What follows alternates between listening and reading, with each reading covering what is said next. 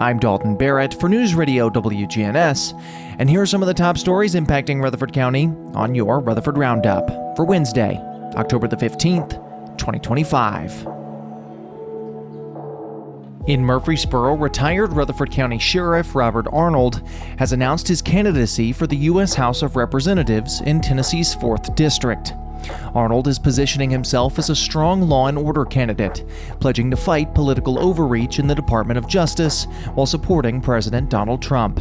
Arnold says he understands how the justice system can be misused for political gain. However, Arnold's return to public life comes with a controversial past. In 2017, he was sentenced to 4 years in federal prison after pleading guilty to wire fraud, honest service fraud, and extortion. The charges stemmed from a scheme to profit from selling e-cigarettes to inmates at the Rutherford County Jail, diverting proceeds for personal use and attempting to conceal his involvement. He resigned as sheriff just before entering the plea and was ordered to pay $60,000 in restitution. Now Arnold says he wants to bring real-world law enforcement experience to Congress, while criticizing the current incumbent as disconnected from the needs of Tennessee families. While politics heat up, first responders in Murfreesboro were praised for their cool-headed response to a late-night fire.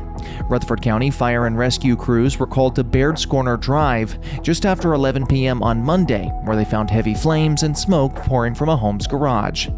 Firefighters quickly located and rescued a resident inside, who was then evaluated by Rutherford County EMS.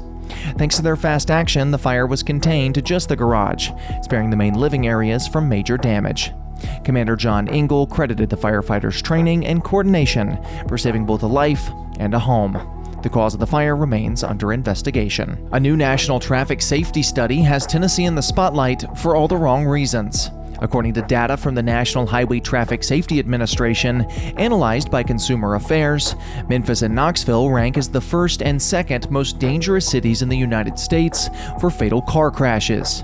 The study assessed 327 cities, scoring each one on crash fatalities per 100,000 people, including those involving alcohol, speeding, and poor driving behavior such as disobeying signs or reckless maneuvers. Chattanooga also saw a sharp rise, landing at number 16, while Murfreesboro ranked much lower at number 191, a relative bright spot, though still appearing on the list. Joe Young from the Insurance Institute for Highway Safety cautioned that dangerous driving stats aren't always about the drivers themselves, but could point to issues like roadway design or lack of enforcement. Clarksville and Nashville also made the list, with Clarksville jumping dramatically to number 29. Consumer Affairs now has published this ranking for 3 consecutive years.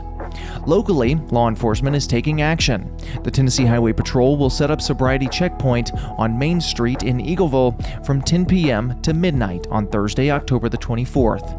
Lieutenant Sean Boyd with the Rutherford County Sheriff's Office said traffic and impaired driving is on the rise in the area. The Rutherford County Traffic Safety Task Force will assist in identifying impaired drivers, especially with a new state law lowering the blood alcohol content threshold for aggravated vehicular crimes. The message remains clear across Rutherford County: drive sober or get pulled over. A surge in healthcare-related disciplinary actions has put Middle Tennessee under scrutiny, with the Tennessee Department of Health reporting 45 nurses and applicants facing license suspensions, revocations, or probation in its August 2025 disciplinary report. Several cases involve professionals in Rutherford County and surrounding areas, with violations ranging from drug diversion and controlled substance abuse to criminal convictions and falsified documentation. Among the most serious cases, Patty A. Swint, a nurse who practiced in Nashville's St. Thomas Surgicare, had her license suspended after being found guilty of diverting opioids. In Spring Hill, LPN Stacy Gleason had her license revoked for failing to report DUI convictions, while in Franklin, nurse Lydia Rolland was suspended for improper medication documentation.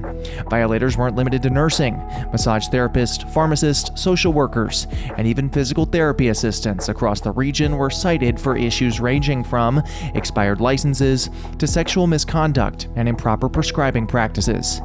In lighter news, Nashville's beloved Santa's Pub will reopen on Sunday, October 19th, for a special grand reopening and birthday celebration honoring its late founder, Denzel Irwin. The cash-only bar located on Bransford Avenue has been closed since Irwin's passing in September. Known for its festive Christmas decor and celebrity sightings, the pub will host karaoke, food, and live music from 4 p.m. until 2:45 a.m. Admission is $10 at the door. That's all for now. For updates on these and many more local news stories, be sure to check out our website, wgnsradio.com, or follow us on social media at NewsRadio WGNS on Facebook and on X. If you're enjoying the show, be sure to leave a rating or a review on Spotify and iTunes, a comment on YouTube, or share it with a friend. I'm Dalton Barrett for News Radio WGNS, part of your Good Neighbor Network, and I'll talk to you later.